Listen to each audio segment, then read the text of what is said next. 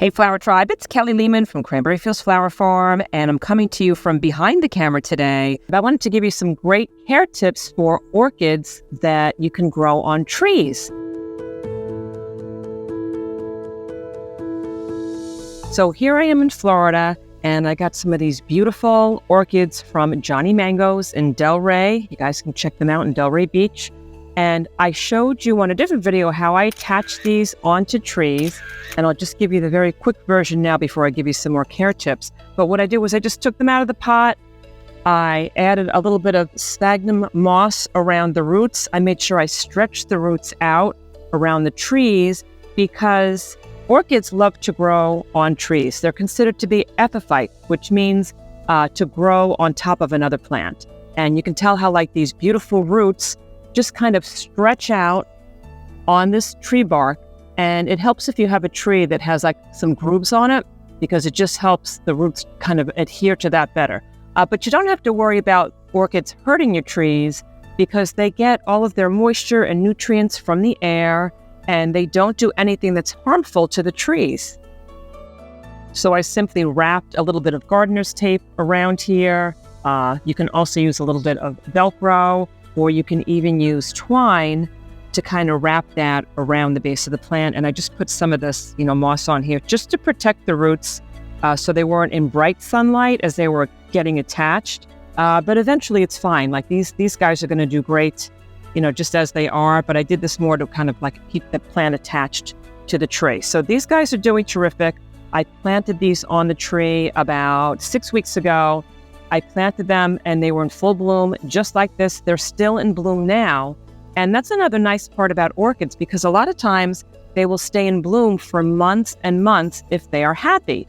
Now, I want to show you some things to look for that shows me that my plant is not happy and how to fix that. So right now I'm noticing that even though this orchid up here looks like it's thriving, it's gorgeous, the blooms are unbelievable. As I look down the plant, I'm noticing I've got some really yellow leaves here. And the problem with yellow leaves is that sometimes yellow leaves are a sign that the plant is not getting enough water, but other times it's a sign that the plant is getting too much water. So how am I going to decide which one it is? Well, number one, I know that we've been getting a boatload of rain lately. So, just like common sense tells me that we've gotten rain every day for the past 7 days. So right off the bat, I know that it's not underwatered because Mother Nature's been watering it. But if you're not really sure, about how much rain you've been having in your region, you can also take a look at what's called the pseudobulb.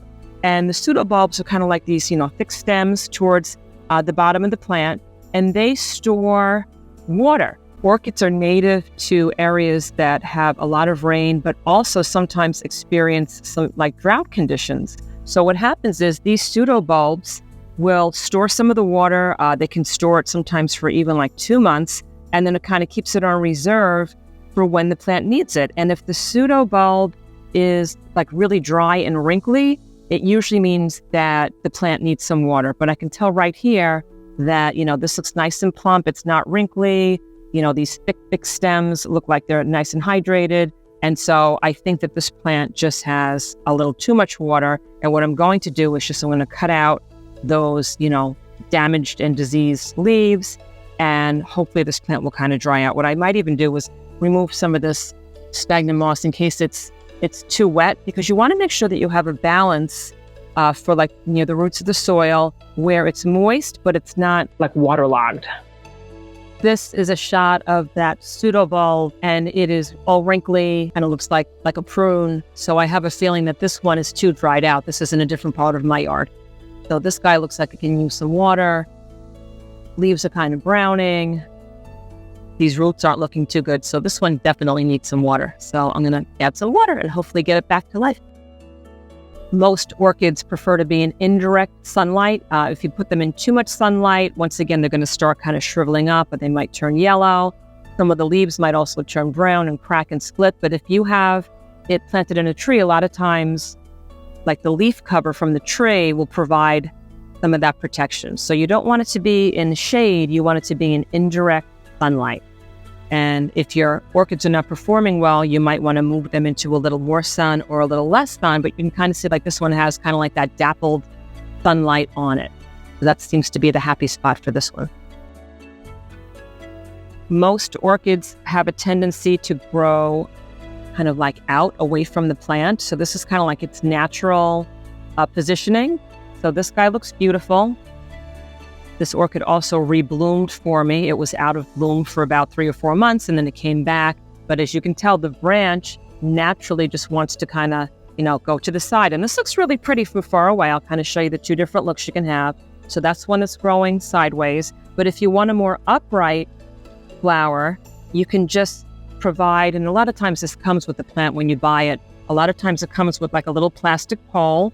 This is the stem. And a lot of times they just have a little clip attaching it to this plastic pole. So stem, pole, and then what I do is I just put a little twine around it. And this way it kept the branch, going upright instead of going to the side. And this looks really pretty too. So I'll show you the 2 different looks actually kind of side by side.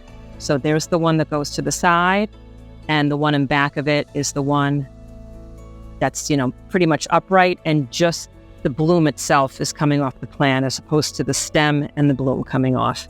And I'll show you this once again as a pullback so you can compare them.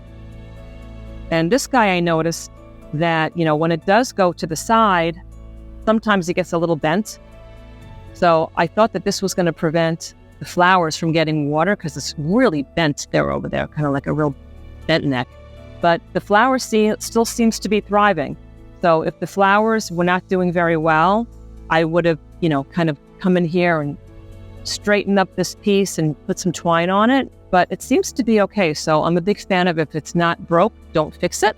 So I'm going to leave this plant alone because it looks like it's thriving. I don't know if you guys have ever noticed, but a lot of times orchids look like they have a little lion's mouth. And so if you look here, you can tell like the mouth is opening right there.